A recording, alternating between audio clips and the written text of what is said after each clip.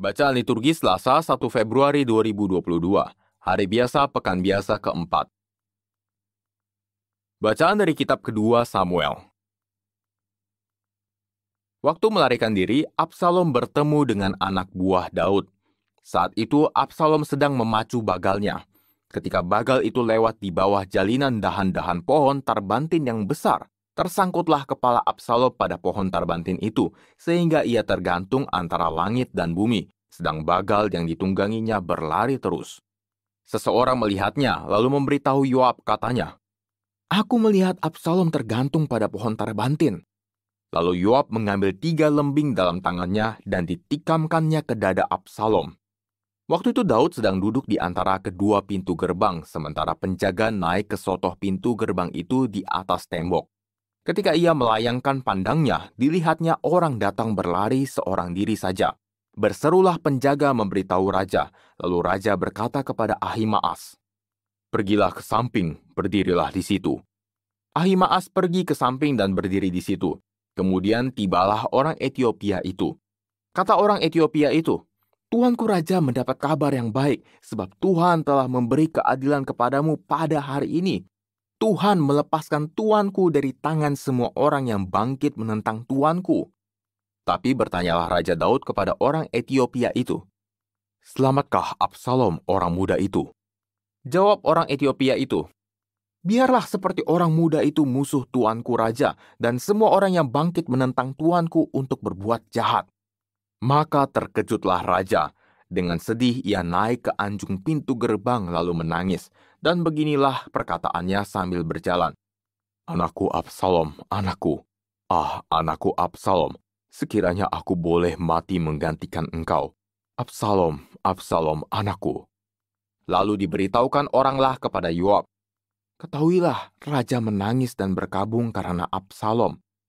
Pada hari itulah kemenangan menjadi perkabungan bagi seluruh tentara, sebab pada hari itu tentara mendengar orang berkata, "Raja bersusah hati karena anaknya." Maka pada hari itu tentara Israel masuk kota dengan diam-diam seperti tentara yang kena malu karena melarikan diri dari pertempuran. Demikianlah sabda Tuhan, syukur kepada Allah. Sendengkanlah telingamu ya Tuhan dan jawablah aku. Sendengkanlah telingamu ya Tuhan dan jawablah aku. Sendengkanlah telingamu ya Tuhan, jawablah aku, sebab sengsara dan miskin aku. Peliharalah nyawaku sebab aku orang yang kau kasihi. Selamatkanlah hambamu yang percaya kepadamu. Sendengkanlah telingamu ya Tuhan dan jawablah aku. Engkau adalah Allahku, kasihanilah aku, sebab kepadamulah aku berseru sepanjang hari. Buatlah jiwa hambamu bersukacita, sebab kepadamulah ya Tuhanku angkat jiwaku. Sendengkanlah telingamu ya Tuhan dan jawablah aku. Tuhan, Engkau sungguh baik dan suka mengampuni, kasih setiamu berlimpah bagi semua orang yang berseru kepadamu. Pasanglah telinga kepada doaku ya Tuhan, dan perhatikanlah suara permohonanku. Sendengkanlah telingamu ya Tuhan dan jawablah aku. Alleluia, alleluia, alleluia. Yesus memikul kelemahan kita dan menanggung penyakit kita.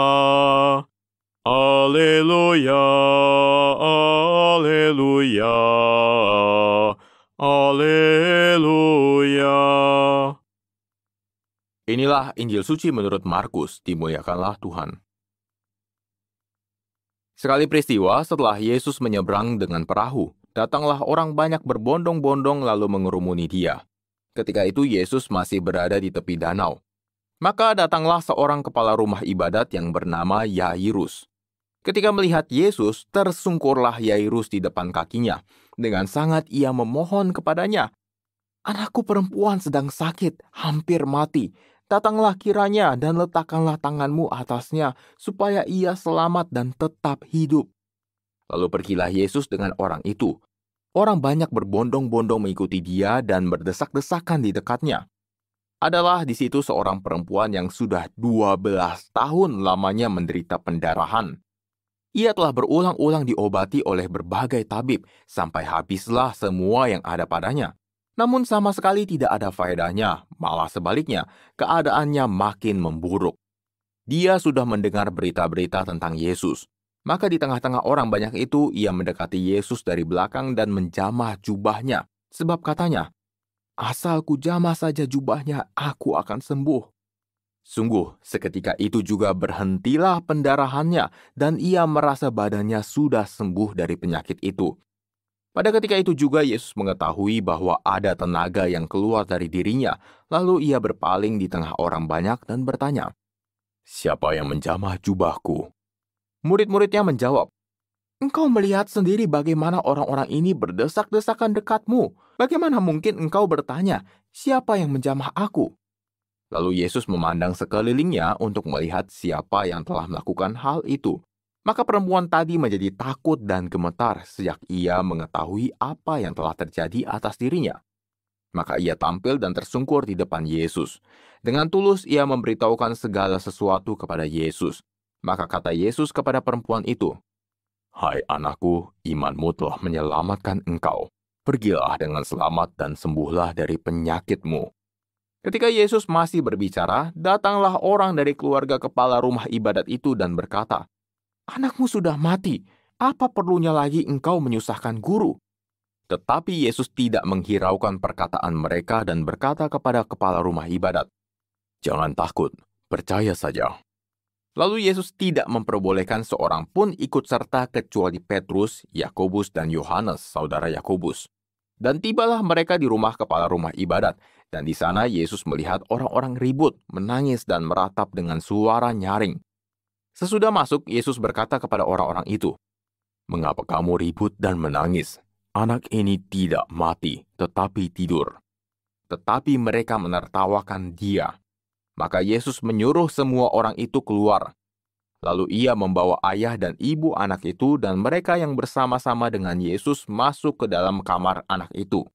Lalu dipegangnya tangan anak itu, katanya, "Talita kum," yang berarti, "Hai anak, aku berkata kepadamu, bangunlah."